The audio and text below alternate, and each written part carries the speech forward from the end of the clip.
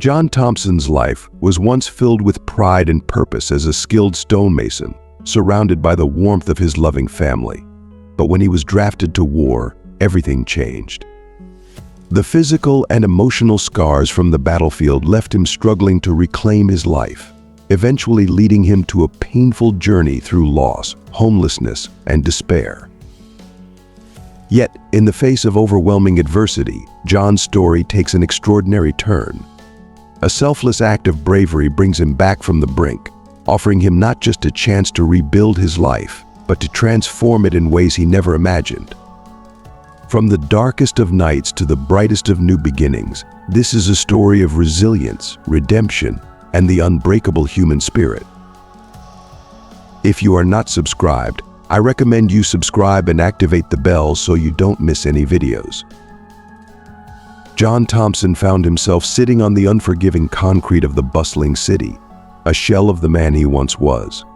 His body, worn and frail, mirrored the despair that had settled deep within his soul.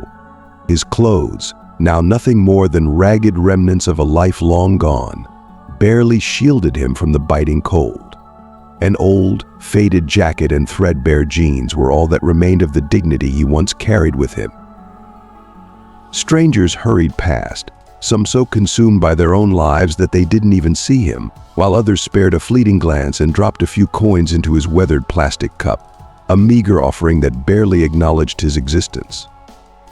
John's gaze was fixed on the ground, his eyes, heavy with the weight of countless sleepless nights, revealed the sorrow etched into every line of his face. Not so long ago, he was a man of great respect, a pillar of his community. John had been a master stonemason, his hands once strong and capable, shaping stone with a precision that turned ordinary rock into works of art destined to endure for generations.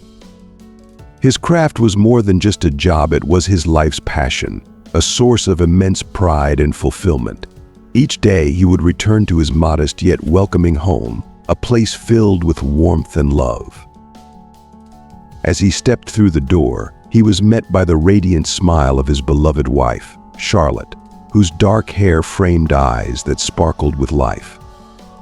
His heart swelled with joy at the sight of his young daughter, Emma, her laughter echoing through the halls, infusing the house with pure, unadulterated happiness.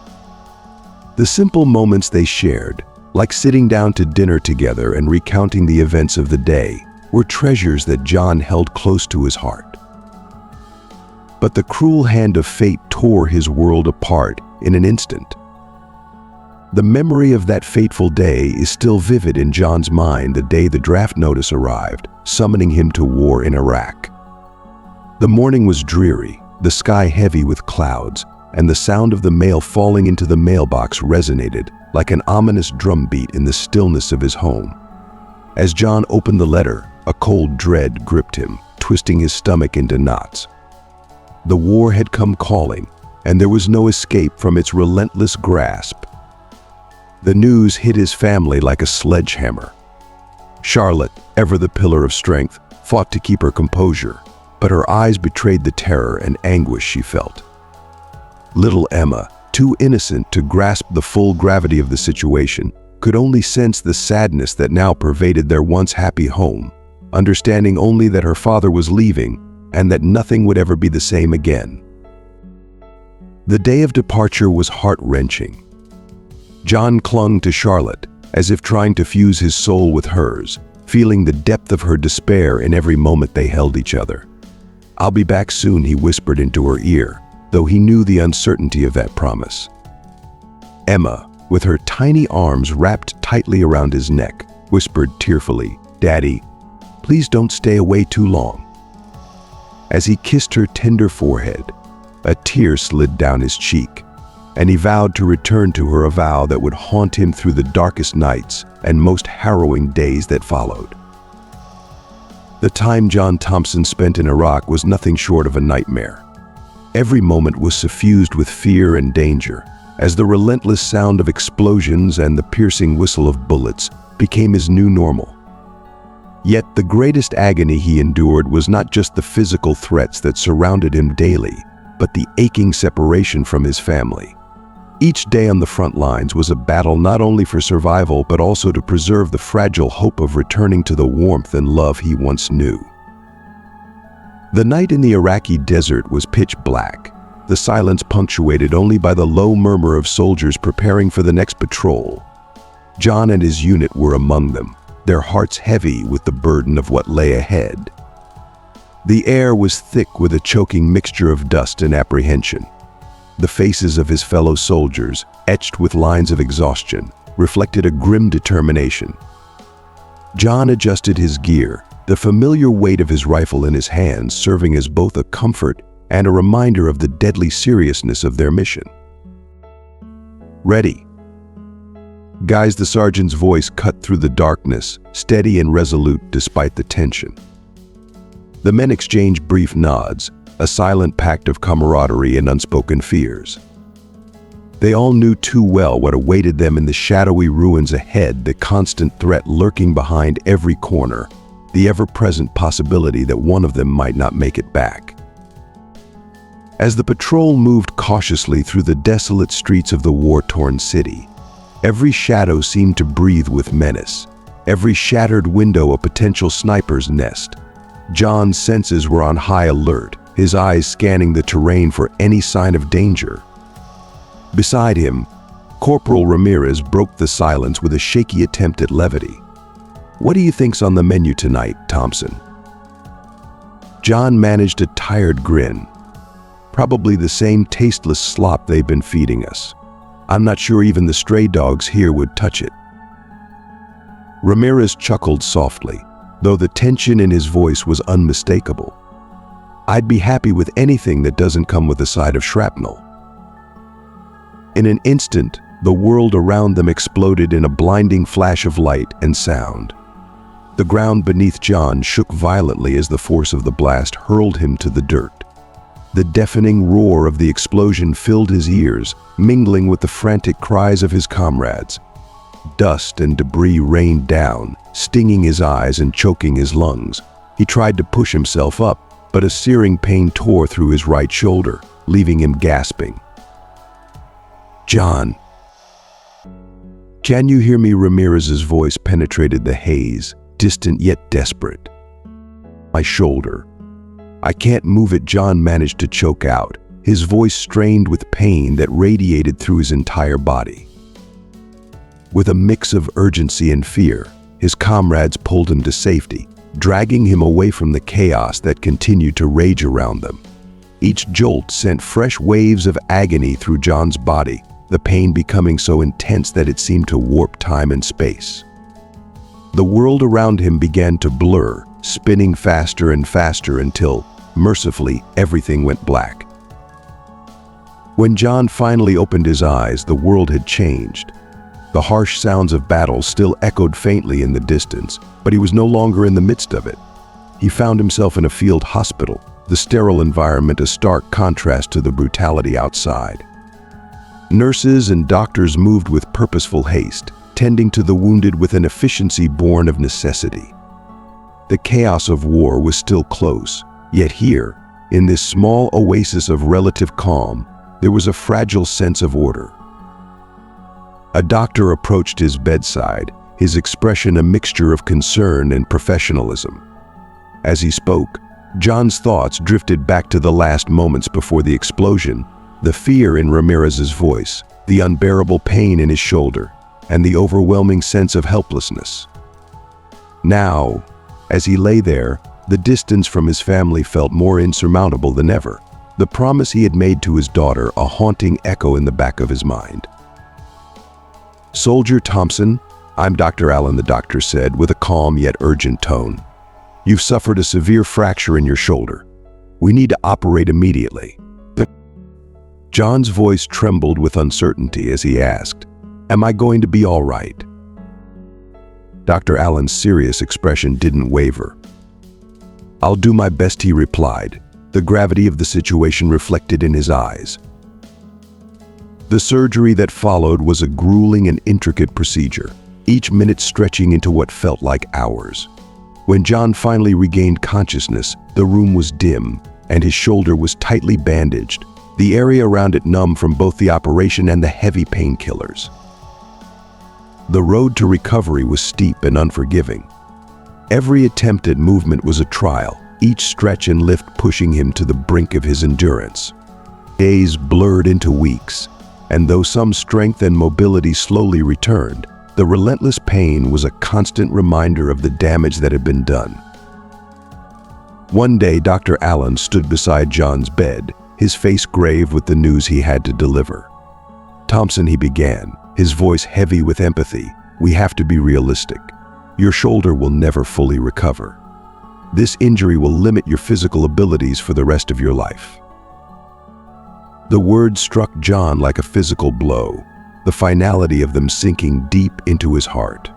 He nodded in silent resignation, the full weight of his new reality settling upon him. This injury wasn't just a wound, it was a life-altering change that would forever shape his future. The day finally arrived for John to return home, but the journey was far from a joyous one. The long flight back was filled with turbulent emotions, a swirling mix of relief, dread, and uncertainty about what awaited him. As the plane touched down, a new kind of battle began within him. When he stepped off the aircraft, he was met with the tear-streaked faces of his beloved Charlotte and Emma, both trying to mask their concern with smiles of joy. Daddy Emma's voice rang out as she sprinted towards him, her small arms reaching up eagerly. John bent down and lifted her with his good arm, the movement sending a sharp pain through his injured shoulder, mingling with the overwhelming love he felt for her. "Welcome home, love," Charlotte whispered, her eyes brimming with tears as she embraced him, holding on as if she might never let go. "It's good to be back," John murmured, though, beneath his words, a deep well of physical and emotional pain lingered, a shadow over the relief of being home. The happiness of their reunion was fleeting. As the days passed, the harsh reality of John's situation became more and more apparent. The physical limitations of his injury made it impossible for him to return to the work he once excelled at. Bills began to stack up, each one a painful reminder of the financial strain his disability placed on their household. Tension crept into their once joyful home, turning conversations into strained exchanges filled with unspoken fears. One night, as they lay in bed, Charlotte broke the heavy silence. "We need to find a solution," she said softly, her voice edged with anxiety. "I know," John responded, his voice weary with defeat. "I'm doing everything I can." But deep down, John was tormented by the knowledge that his best was no longer enough. The war had not only shattered his body but also left scars on his spirit, scars that seemed to deepen with each passing day. He watched helplessly as the weight of his disability bore down on his family, feeling powerless to stop it. Each morning, John forced himself out of bed with the first light of dawn, his body aching with the relentless pain that sleep could no longer ease. Dressing was a slow and painful process, each movement reminding him of how much he had lost. As he shuffled into the kitchen, the sight that greeted him only added to the crushing burden on his shoulders. The table was littered with a grim assortment of unpaid bills and service disconnection notices, each one a stark symbol of their mounting struggles. The weight of responsibility hung heavily around his neck, a constant reminder of the battle he now faced, a battle not against enemy forces, but against the relentless tide of despair that threatened to overwhelm the life he had once known. John understood that the true war was just beginning, one that would test his resolve and spirit in ways he had never imagined. Every day was a fight to reclaim the man he used to be, even as the cold reality of his circumstances loomed over him like a dark cloud. The once proud stonemason, now a wounded soldier, grappled with the profound sense of loss that shadowed his every step, knowing that the road ahead was long, uncertain, and paved with challenges that would demand every ounce of strength he had left. Arriving at the construction site, John felt a wave of mixed emotions as he saw his former colleagues. Some greeted him with nods of respect, while others looked at him with a pity that stung more than any physical pain. Ready to work, John asked Mike, his former boss, doing his best to sound optimistic, though doubt gnawed at him. "I'll try," John forced out, his voice catching in his throat as he offered a strained smile. Determined to prove to himself and everyone else that he could still contribute, John grabbed a bag of cement. The moment he tried to lift it, a sharp, searing pain shot through his shoulder, forcing him to drop the bag before it even left the ground. "Damn it," he muttered under his breath, rubbing his shoulder in frustration, the failure weighing heavily on him. "Easy, man. Take your time," Mike said, trying to sound reassuring, but the concern in his eyes was unmistakable. The rest of the day was an agonizing struggle for John. Every simple task he attempted failed, each moment a cruel reminder of the limitations his injury had imposed on him. By the time the day ended, John was a mix of exhaustion and frustration, his self-worth crumbling under the weight of his perceived uselessness. He felt like a burden, not only to his coworkers, but, most painfully, to his own family. Back home, the tension was so thick, it was almost suffocating. Charlotte was in the kitchen, her face drawn and weary, the strain of their situation evident in the lines that had deepened around her eyes. "How did it go today?" she asked, but there was little hope in her voice, just the resignation of someone who had already guessed the answer. John sighed heavily. "The same as always. I can't do much with this damn shoulder," he admitted, the frustration in his voice barely masking the deep-seated despair. Nights dragged on, filled with long, uncomfortable silences. Charlotte had taken to working double shifts at a nearby restaurant, desperately trying to keep up with the mounting bills. The exhaustion etched into her face was heartbreaking. Even little Emma, with her innocent eyes, could sense the tension that hung like a dark cloud over their once happy home, though she was too young to fully comprehend it. One afternoon, as John sifted through the stack of mail, his heart sank deeper with each envelope he opened. The bills were piling up, each more urgent than the last, and the weight of their financial crisis pressed down on him like an iron hand. "We can't go on like this," Charlotte said one night, her voice breaking with strain as she finally let her desperation show. "We need more income. I can't keep this up on my own." John felt a lump form in his throat as he replied, "I know, Charlotte, but I'm doing everything I can." Charlotte's eyes flashed with a mix of anger and exhaustion. "Your best isn't enough," she snapped, the words spilling out before she could stop them. A heavy silence fell over the room, colder and more oppressive than ever. The tension between them was palpable, each argument leaving deeper scars on their relationship. Charlotte was at her breaking point, both physically and emotionally, and John couldn't bear the thought that he was the cause of her suffering. "We need a solution, John," she pleaded one night, tears streaming down her cheeks, her voice thick with frustration and hopelessness. "I know," John whispered, his voice barely audible, "but I don't know what else I can do." The strain in their lives only grew, and the arguments became more frequent, each one chipping away at the love and understanding that had once bound them so closely. John was losing hope, each day a reminder of how far he had fallen from the man he used to be. One particularly difficult afternoon, after a day of more failed attempts to prove his worth, John returned home, longing for some semblance of comfort in the presence of his family. But as he stepped through the door, the eerie silence of the house struck him like a blow. "Charlotte, Emma," he called out, his voice echoing off the walls, but there was no response. A sense of dread began to creep into his heart as he moved through the empty rooms, each one feeling more desolate than the last. Finally, in the kitchen, he found a note lying on the table, written in Charlotte's familiar handwriting. His hands trembled as he picked it up, his heart pounding in his chest as he unfolded the piece of paper. The words blurred before his eyes as he read them, each sentence driving a new stake of fear and sorrow into his heart. "John, I can't go on like this. Ryan has offered me an opportunity that I can't refuse. He can give us the stability we need, something you can no longer provide. I'm taking Emma because it's what's best for her. I'm sorry, but this is the best decision for everyone. Charlotte. John read the note over and over, his mind refusing to accept the words before him. He collapsed into a chair, feeling as if the very foundation of his life had crumbled beneath him.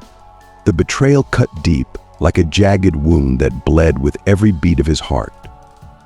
The woman he loved, the family he had sacrificed everything for, it was all slipping away, shattered beyond repair. That night, John sat in the suffocating darkness, the note clutched in his trembling hands.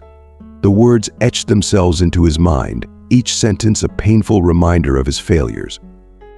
He had lost the battle not just against the physical pain that plagued him, but against the relentless tide of life itself. The agony in his shoulder was nothing compared to the raw, searing pain in his chest. His downfall wasn't a sudden crash, it was a slow, torturous unraveling, marked by every unpaid bill, every bitter argument, and finally, the gut-wrenching departure of his family. As the first light of dawn barely touched the sky, John made his way to the construction site, clinging to the hope that hard work might restore some semblance of stability in his life. But as he arrived, the cold stares and murmured comments from his former colleagues told him everything he needed to know. Mike, his boss, called him aside, his expression heavy with unspoken words. "John, we need to talk," Mike began, his eyes avoiding John's. John's heart sank, a knot of dread tightening in his stomach. "What's wrong?" Mike sighed, his tone laced with pity and regret. "I'm sorry, but we can't keep you on any longer. Your performance, it's just not what it used to be since the injury. It's affecting the team, and we have to think of the bigger picture." John swallowed hard, trying to push down the lump in his throat. "I understand, Mike. Thanks for giving me a chance." Gathering his few belongings, John walked away from the site, his steps heavy with the weight of the devastating news. As he passed by, he caught the hushed whispers and mocking comments of his former co-workers. "About time," one muttered under his breath. "He was just holding us back," another sneered. "Maybe he should have stayed in the war." John closed his eyes, trying to block out the cruel words, knowing there was nothing he could do to change their minds or his reality. The days that followed were a relentless struggle. With no steady income, John was forced to take on whatever odd jobs he could find, but the meager pay barely covered his basic needs. Every day felt like a battle he was losing, his hopes dwindling with each passing moment. Finally, the inevitable day came when he couldn't pay the rent. The landlord, showing no mercy, evicted him without a second thought. John found himself on the streets, a homeless man with nowhere to go. As night fell, he sought refuge under a cold, unforgiving bridge, using a piece of cardboard and a tattered blanket as his only shield against the biting wind. The streets were harsh and unforgiving, filled with dangers that lurked in every shadow. Each day was a fight for survival, a desperate quest for food and a safe place to rest. His life became a monotonous cycle of despair, his existence reduced to the barest essentials. At dawn, he would make his way to the nearest soup kitchen, hoping for a hot meal to sustain him. Some days luck was on his side, and he managed to eat. On other days, he found himself scavenging through dumpsters, searching for anything remotely edible. People on the street passed by him with looks of disdain, or worse, indifference. To most, he was invisible, a forgotten man living on the fringes of society. He was a ghost, haunting the city that had once been his home. One day, as John rifled through a trash can, desperate for something to quell the gnawing hunger in his belly, a well-dressed man strode past him. The man sneered down at John, his eyes filled with contempt. "Get a job, you lazy bum," he spat, the words dripping with disdain. Humiliation burned in John's chest, but he didn't respond. He didn't have the strength to confront the cruelty of those who couldn't, or wouldn't understand his situation. He simply turned away, the man's words echoing in his mind, another reminder of how far he had fallen. John's life had become a series of small defeats, each one chipping away at the man he used to be, leaving behind only a hollow shell, struggling to survive in a world that had turned its back on him. As the weeks stretched into months, the isolation became unbearable for John. Each day felt like an eternity, and he spent countless hours sitting on a weathered park bench, lost in memories of a life that seemed so far removed from his current reality. He would close his eyes and almost hear Emma's joyful laughter, smell the comforting aroma of dinners shared with Charlotte, moments that now felt like they belonged to another man's life. But it was the nights that truly tormented him, when the silence was so overwhelming that it amplified the echoes of his past, and the memories he tried so hard to suppress would assault him with relentless cruelty. Yet, even in the depths of his despair, small sparks of humanity flickered around him. John discovered that despite the harshness of his situation, kindness could still thrive in the unlikeliest of places. He found himself sharing what little he had with others who were just as lost as he was. One cold, bitter night, he came across an elderly woman huddled beneath the same bridge where he sought refuge. She was shivering violently, her frail body struggling against the relentless cold. Without a second thought, John handed her his blanket, the only shield he had against the chill. "Thank you," she whispered, her voice weak but filled with gratitude. "I don't know what I would have done without you." On another day, while scouring for food, he encountered a young man trying desperately to soothe his younger brother, who was sobbing uncontrollably from hunger. The sight of the boy's tear-streaked face struck John to his core. With a weary but compassionate smile, he broke off a piece of the bread he had found and handed it to the young man. "Here, take this. The little ones need it more than we do," he said, feeling a rare warmth in his heart, despite the cold reality of his life. These small, selfless acts became the fragile threads that held John together. They gave him a purpose, however small, a reason to keep moving forward. Though his own life had crumbled into ruins, he realized that he could still make a difference, even if only in small ways. These gestures of kindness didn't solve his problems, but they reminded him that he was still a human being, still capable of love, and still had something to offer in a world that had otherwise cast him aside. Meanwhile, in a different world altogether, the neighborhood where William and Chloe lived was the epitome of luxury and elegance. Majestic mansions lined the streets, each one more grand and ostentatious than the last, nestled within meticulously maintained gardens and surrounded by tall walls that provided an air of exclusivity and privacy. William and Chloe's house stood out among these magnificent homes, even in such opulent surroundings. It was a grand structure of white stone with large, gleaming windows that reflected the sunlight, and a stately dark wood door that guests into its refined interior. William was a high-powered businessman, his days consumed by meetings and transactions, yet he always carved out time for his family. Chloe, his wife, was the esteemed director of a local art gallery, her passion for the arts evident in every aspect of her life. Together, they doted on their only child, Isabella, a bright and spirited 7-year-old with a boundless curiosity. Isabella was the heart of their home, her laughter a constant melody that filled the air as she raced through the gardens, played with her loyal dog Max, and explored every nook and cranny of the sprawling house. That evening, as the sun began to dip below the horizon, casting the sky in a breathtaking blend of orange and purple, the family was scattered throughout the house.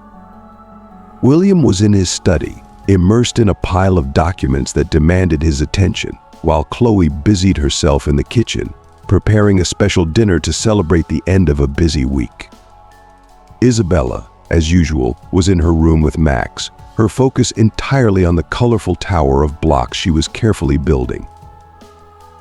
But the peaceful evening was suddenly interrupted by a sharp, acrid smell that filled the air. Chloe was the first to notice it, her hands freezing mid-motion as a chill of fear gripped her. "Do you smell that?" she called out, her voice trembling as she hurried from the kitchen towards the living room. William looked up from his papers, his brow furrowing in concern. "Yes, I smell it. Where could it be coming from?" Before they had a chance to investigate, the house was rocked by an explosion. The walls trembled, and the force of the blast sent shock waves through the structure, knocking down paintings and shattering the calm of the evening. Panic surged through William and Chloe as they tried to process what had just happened, their minds racing to think of Isabella, their precious daughter, and the unimaginable terror that had just been unleashed in their once serene home. "My God!" Chloe screamed, her heart pounding as she dashed towards Isabella's room. The fire was spreading with terrifying speed, engulfing curtains, furniture, and anything in its path. The once peaceful home was now a raging inferno, with thick, acrid smoke filling every corner. Isabella, trapped in her room, was coughing uncontrollably, her screams for help piercing through the roar of the flames. Max, her loyal dog, barked frantically, standing protectively by her side. Meanwhile, John was wandering through the nearby streets, exhausted and searching for a place to rest after a particularly grueling day. Suddenly, his attention was drawn to a thick column of smoke rising into the sky, accompanied by the sound of frantic screams. Without a second thought, John began running towards the commotion, his weariness forgotten in the face of impending disaster. As he approached William and Chloe's mansion, the scale of the catastrophe became clear. The fire had consumed much of the house, and neighbors had gathered outside, some frantically dialing the fire department, others attempting to offer what help they could. Amid the chaos, John spotted Chloe struggling desperately to break free from William's grasp, her eyes wild with terror. "Isabella is inside," she screamed, her voice thick with desperation. "It's too dangerous," William pleaded, his voice cracking under the weight of his fear and helplessness. John didn't hesitate. Driven by instinct and the memory of his lost daughter, he pushed through the crowd, his determination unwavering. "I'm going in," he shouted over the noise, and before anyone could stop him, he plunged headfirst into the burning house. The heat was intense and suffocating, and the smoke seared his eyes and throat. But the thought of Isabella, trapped and terrified, propelled him forward. He navigated the fiery labyrinth, guided only by the faint, desperate cries of the little girl. "Isabella," he called out, his voice raspy from the smoke as he forced himself deeper into the inferno. "Here, I'm here," came the frightened reply, her small voice barely audible over the crackling of the flames. John followed the sound, dodging flaming debris and ducking under collapsing beams. At last he reached Isabella's room. She was huddled in a corner, clutching Max tightly, her face streaked with tears. Without hesitation, John scooped her up into his arms, feeling the tremble of her body against his own. "It's going to be all right," he promised, doing his best to keep his voice steady and calm. "I'm going to get you out of here." The journey back was even more perilous. The fire had advanced, cutting off the path John had used to reach Isabella. Gritting his teeth against the pain in his shoulder and the oppressive heat, he searched desperately for an alternative escape. Spotting a window that led to the garden, he knew it was their only chance. With Isabella clinging to him and Max close at his heels, John used the last of his strength to smash the window with his elbow. Ignoring the sharp pain of glass cutting into his skin, he carefully helped Isabella through the opening, then lifted Max out before clambering through himself. As they emerged into the cool night air, firefighters arrived on the scene, already working to contain the blaze. William and Chloe rushed forward, tears streaming down their faces as they saw Isabella safe in John's arms. John, utterly spent and covered in soot, collapsed onto the grass, gasping for breath as the adrenaline began to wear off. The air was filled with the wailing sirens of fire engines and the crackling of the still burning house. Chloe and William reached Isabella first, their relief palpable as they enveloped her in their arms. "Isabella," Chloe cried, her voice choked with emotion as she held her daughter tightly, kissing her hair over and over. "We're okay, Mom and Dad," Isabella said, her voice small and trembling, but she clung to them as if she would never let go. William turned to John, who was lying on the ground, barely able to catch his breath.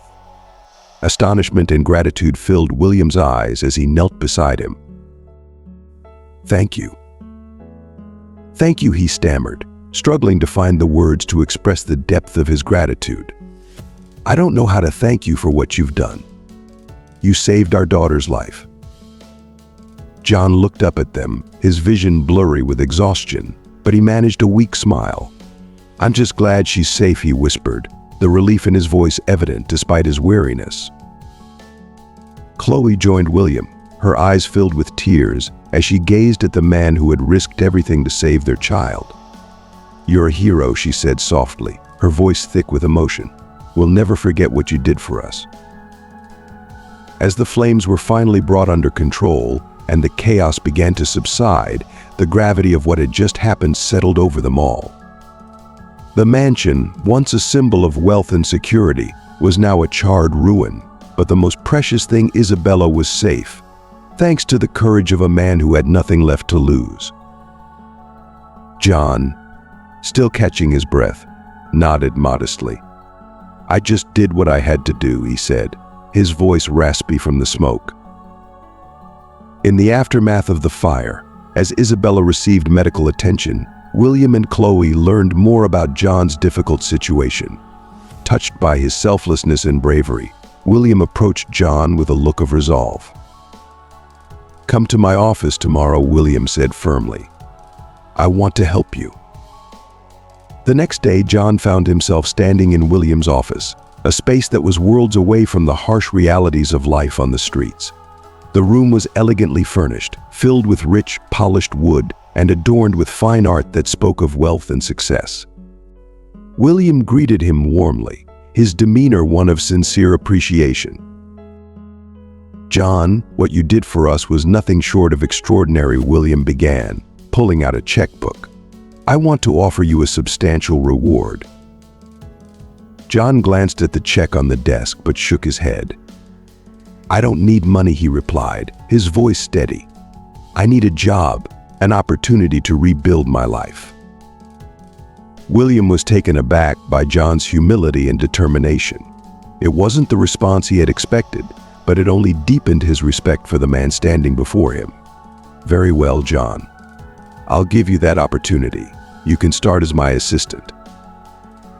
The first few days in the office were a challenge for John. The tasks assigned to him, organizing files, answering calls, running errands, might have seemed menial, but to John, they were stepping stones to a better life. He tackled each duty with the same seriousness and dedication that had once defined his work as a stonemason. William watched him closely, increasingly impressed by John's commitment and work ethic. "John, I need you to take these documents to the boardroom," William instructed one day. "Of course, sir," John replied, handling the documents with care and precision. As the days turned into weeks, John began to adjust to his new environment. His confidence grew with each task, and his outlook on life became more optimistic. One afternoon, while John was busy organizing some files, he heard the sound of small feet running down the hallway. Before he could look up, Isabella burst into the office, her face lighting up when she saw him. "John, John," she called out, throwing her arms around him in a warm embrace. John smiled and hugged her back. "Hello, Isabella. How are you today?" "I'm good," she beamed, looking up at him with gratitude. "Thank you for saving me." A warmth spread through John's heart. "It was my pleasure, Isabella. I'm so glad you're okay." From the doorway, William watched the interaction, his heart swelling with respect for John. He knew that the decision to bring John into the company had been the right one. "John, could you step into my office for a moment?" William said after a while. John followed him, curious about what William wanted to discuss. Inside the office, William sat down behind his desk and gestured for John to take a seat as well. "John, you've proven yourself to be a man of incredible courage and dedication," William began. "I want to offer you something more. I'd like you to stay with the company long term. We have expansion plans, and I believe you could be a key part of that growth." For a moment, John was at a loss for words. "I don't know what to say, sir. I'm incredibly grateful for this opportunity." "Just keep doing what you've been doing," William replied with a smile. "Your hard work speaks for itself." John's life was taking a turn he hadn't dared to hope for. Not only had he found a job, but he had also discovered a renewed sense of purpose.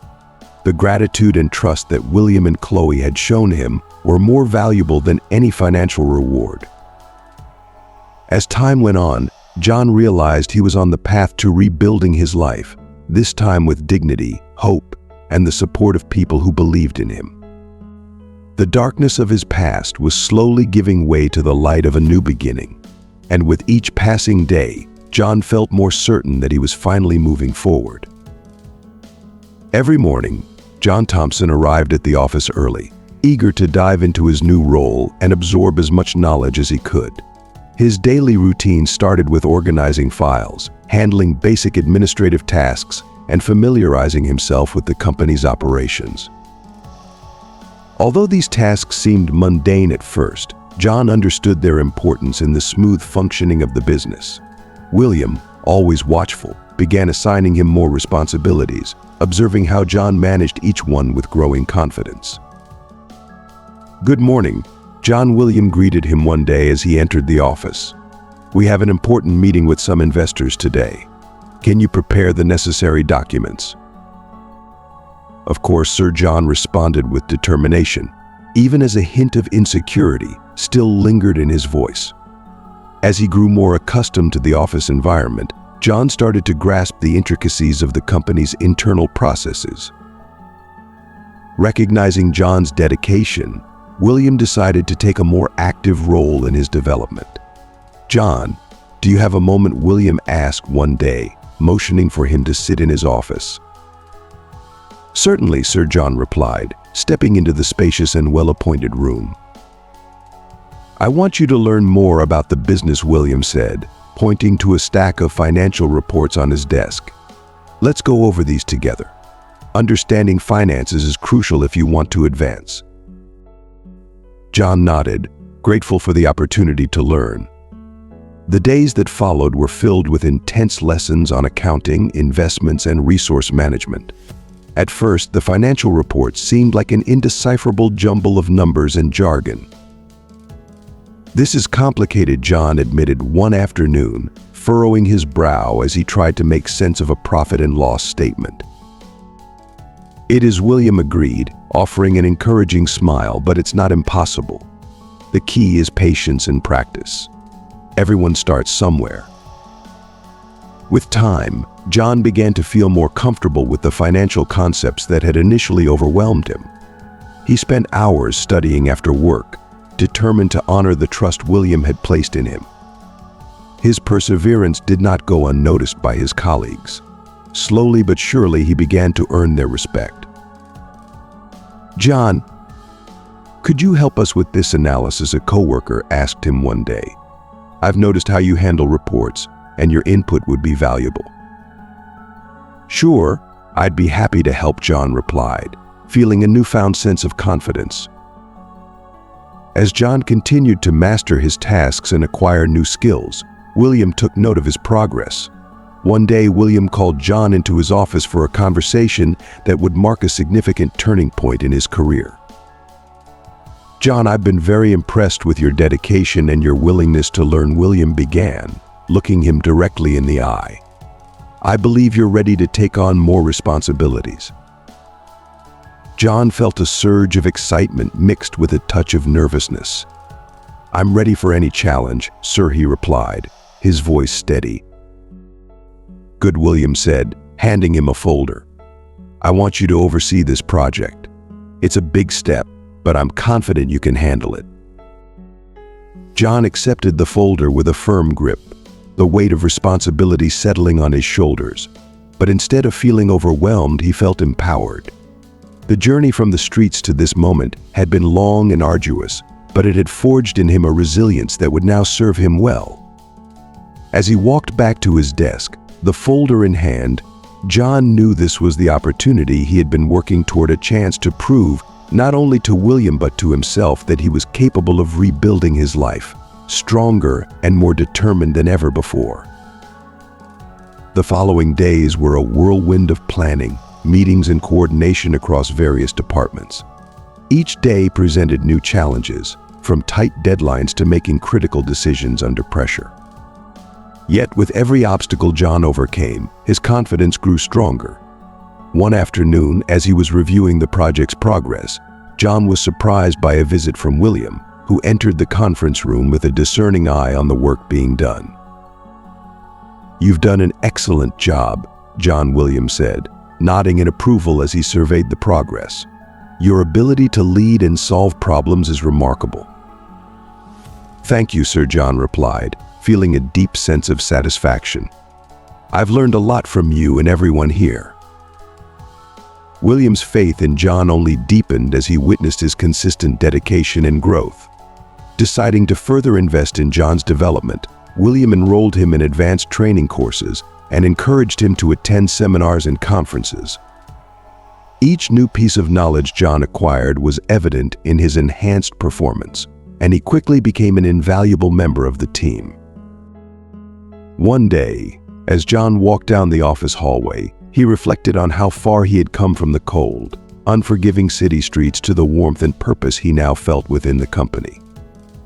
Every step had been a lesson in perseverance, a testament to his ability to overcome even the most daunting challenges.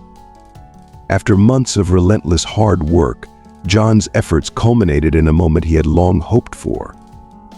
One morning, as he was meticulously reviewing reports at his desk, William walked into the office with a broad smile.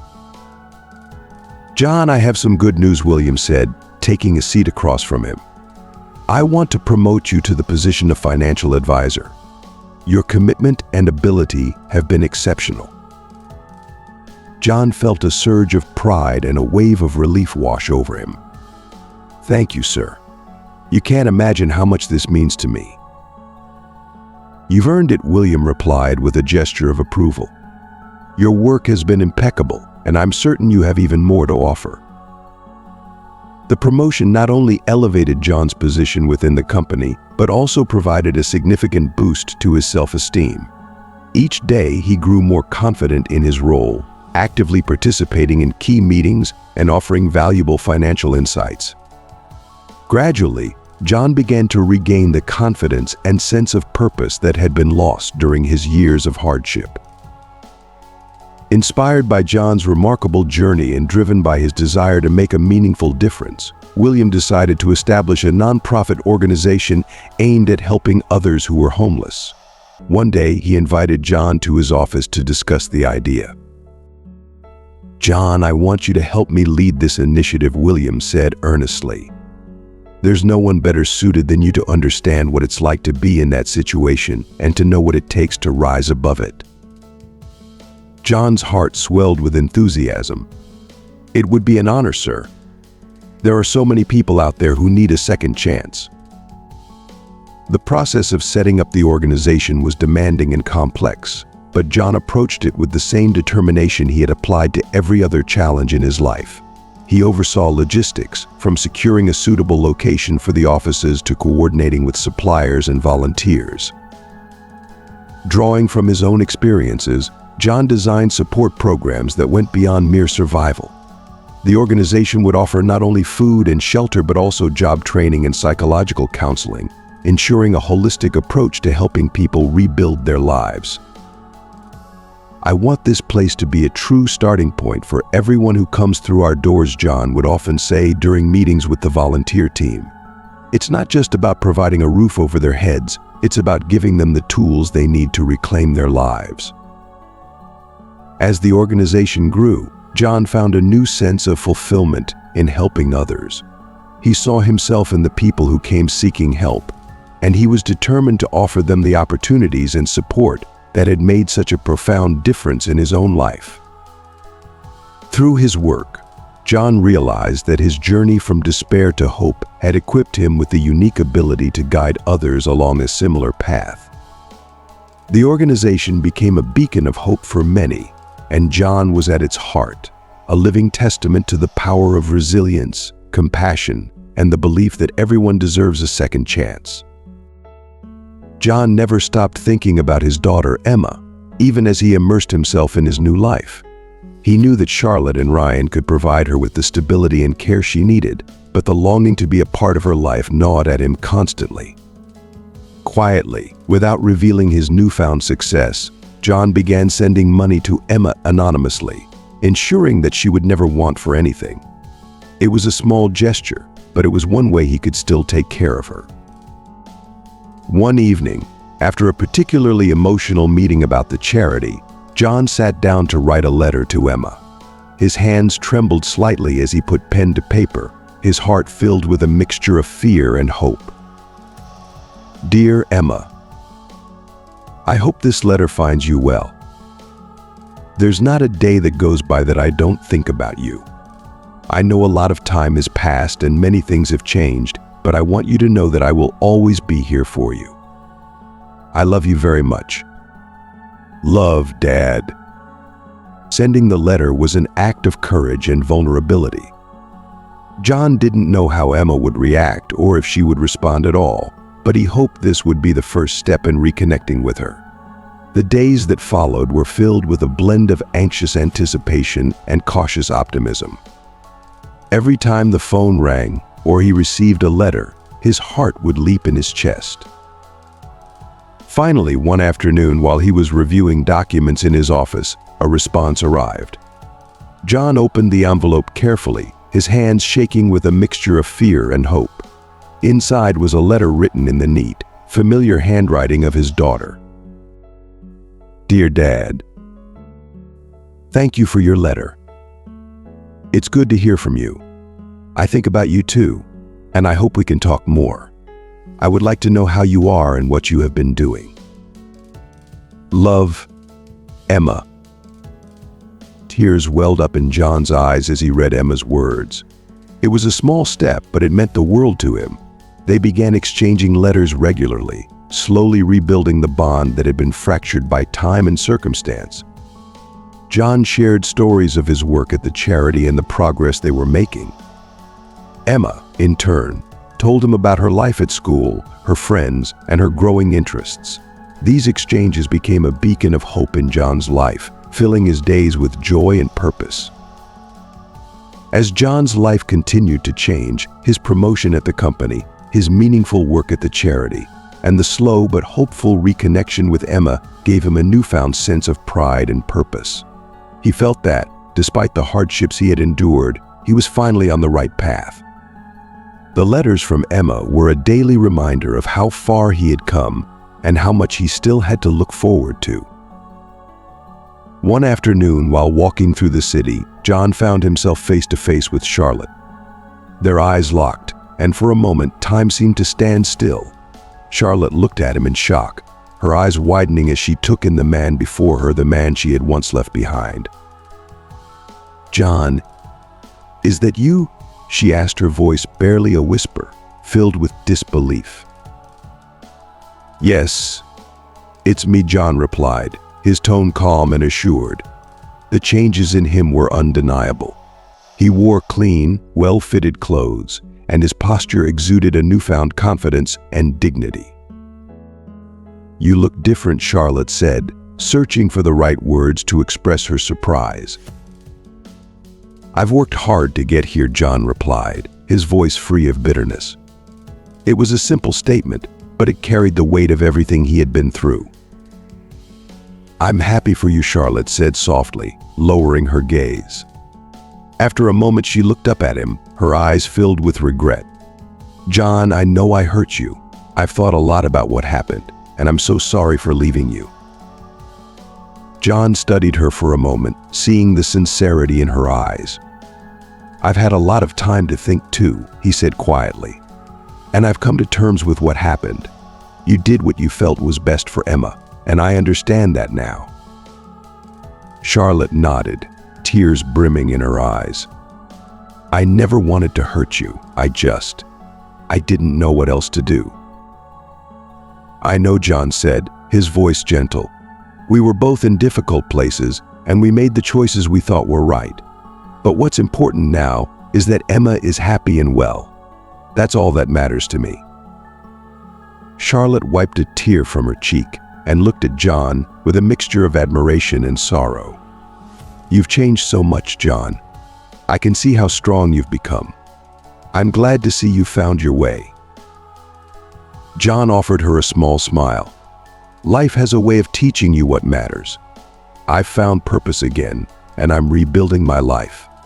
And reconnecting with Emma has been a big part of that." Charlotte smiled through her tears. "I'm glad she has you back in her life. She's missed you, you know." "And I've missed her every day," John replied, his voice thick with emotion.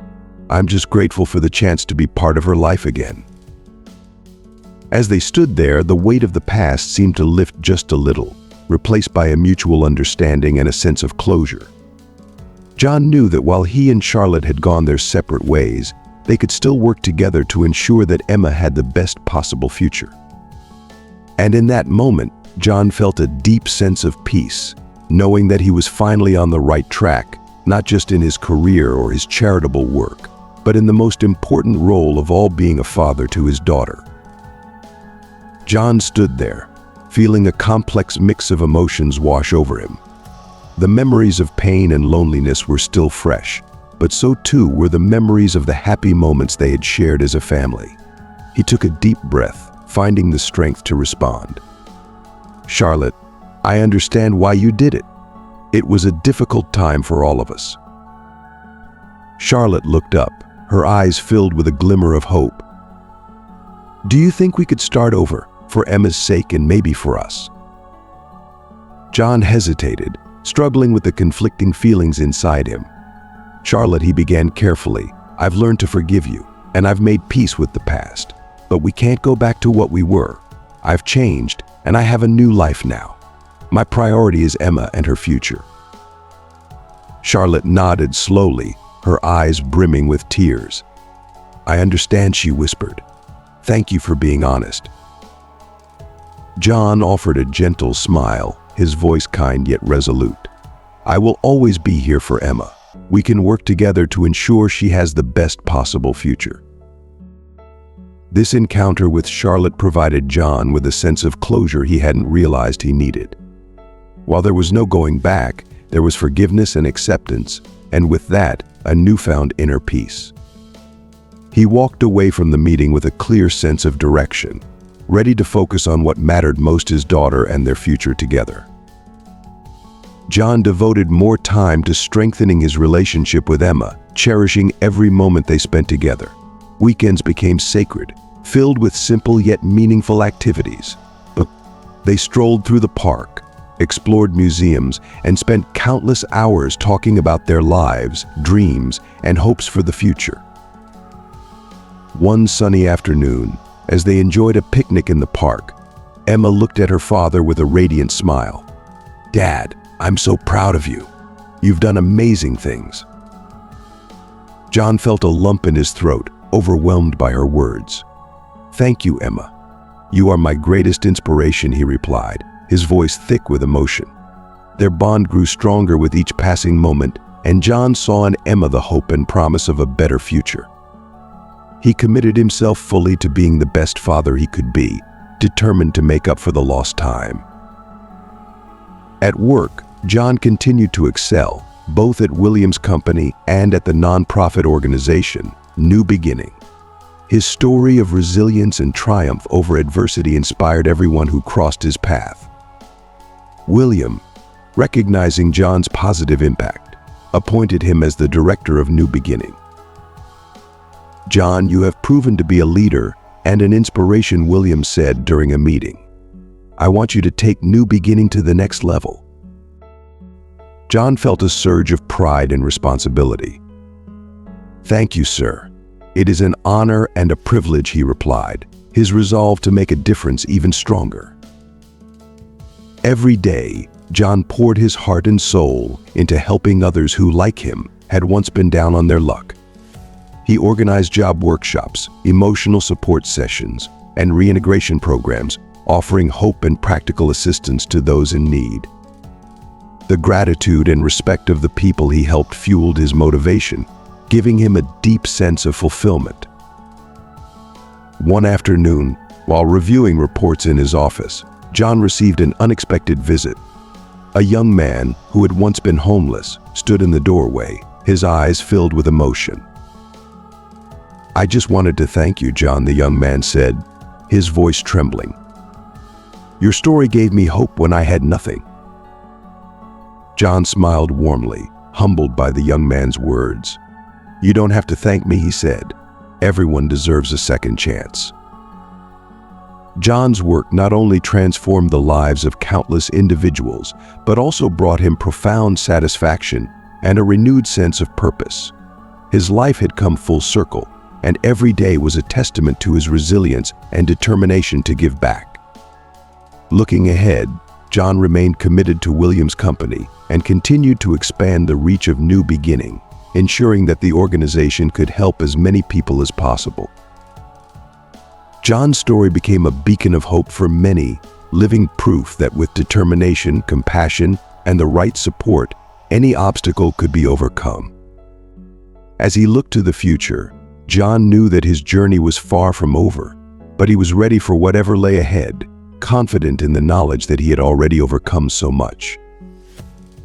As the day drew to a close, John would often find himself alone in his office, lost in deep reflection. The journey he had traveled was far from easy. It was marked by trials and tribulations that tested every fiber of his being. Yet, despite the countless obstacles, he had not only survived but had grown stronger and more resilient. Redemption was no longer just an abstract concept or a distant hope. It had become the very essence of his existence, painstakingly crafted through relentless effort and unwavering determination. With each new dawn, John Thompson rose to greet the day, fully aware that he had discovered something far more profound than just a place in the world. He had found his true purpose, a sense of fulfillment, and an inner peace that he had once believed lost forever. As we come to the end of this story, we'd love to hear from you. What has this tale of resilience and redemption taught you? Share with us one thing you've learned from John's journey that you plan to bring into your own life. Leave your thoughts in the comments below. We're excited to read your reflections. If you enjoyed this video, please leave your comment below, and don't forget to like, share, and subscribe to our YouTube channel. Your support helps us continue to bring you inspiring stories that uplift and empower. Thank you for being a part of our community, and we look forward to seeing you in our next video.